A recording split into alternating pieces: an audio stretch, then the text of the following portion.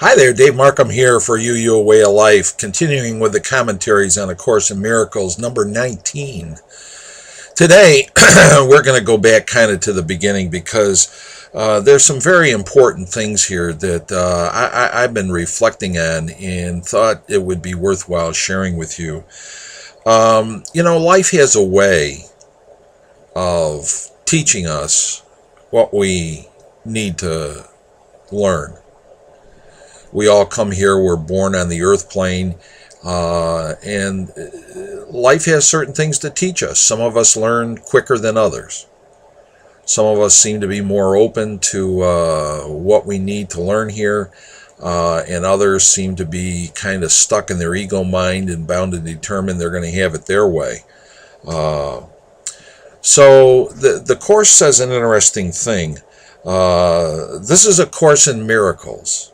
It is a required course. Only the time you take it is voluntary.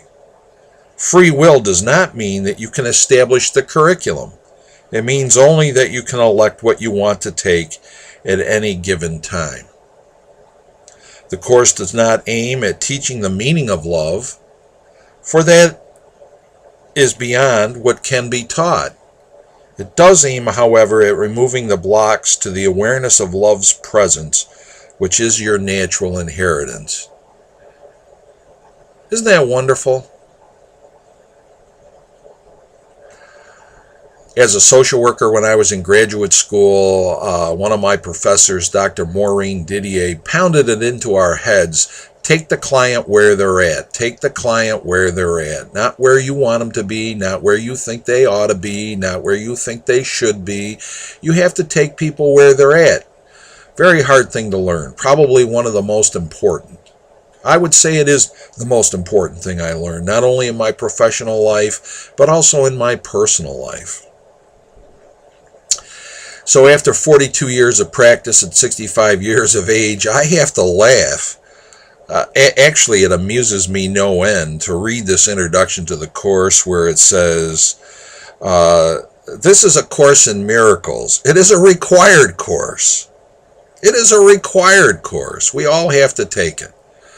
We kiddingly talk about getting a PhD in the University of Hard Knocks, right, as we go through life. Only the time you take it is voluntary, though. Some of us learn quicker than others. I have clients, they make the same mistakes over and over and over again. They never learn from their mistakes. And then they wonder why they're unhappy or distressed or have no peace of mind. In AA, the first step is to recognize that your life is unmanageable and you have to turn it over to your higher power. What does it take to do that? Well, it's AA teaches, I don't particularly agree with this all the time, that you have to hit bottom. You have to hit a crisis in your life before it finally dawns on you that maybe you don't know everything. Or what you know isn't working for you. Right? Life is trying to teach you something and you are a hard-headed learner. You're not willing to learn it. So the Course says free will does not mean that you get to establish the curriculum. It does mean, however, that you can elect when and what you want to take at any given time.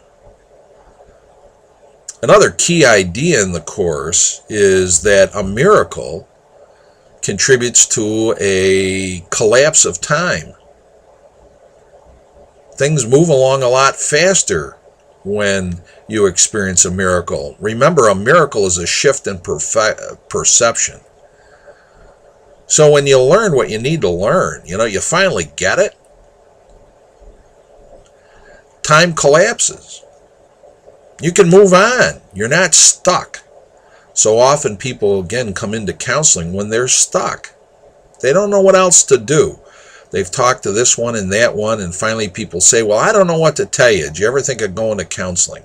So they'll call and come in, usually in great distress. That's what brings them in. And the thing that brings them in is they're stuck, right? And they're looking for a miracle. And I think the miracle sometimes that psychotherapy can provide is a shift in perception.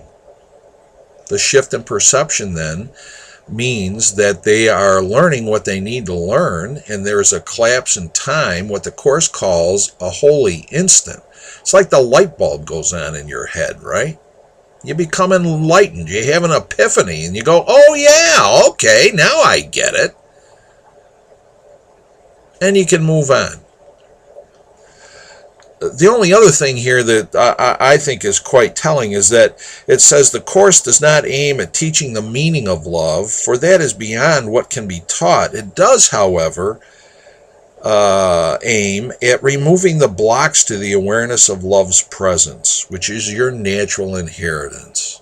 Isn't that reassuring? Life loves us. Life loves us.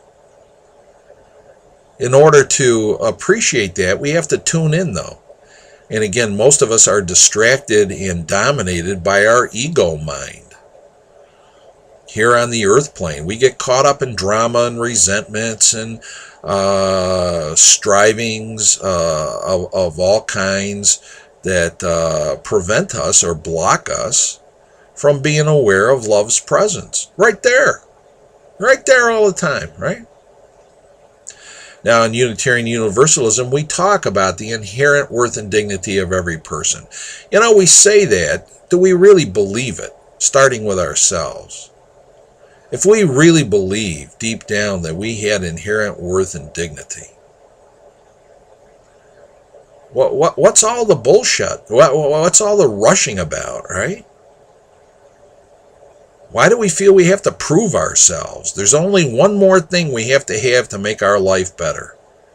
I could be happy if you fill in the blank, right? And we've convinced ourselves that if is a key determinant to my happiness today. It isn't.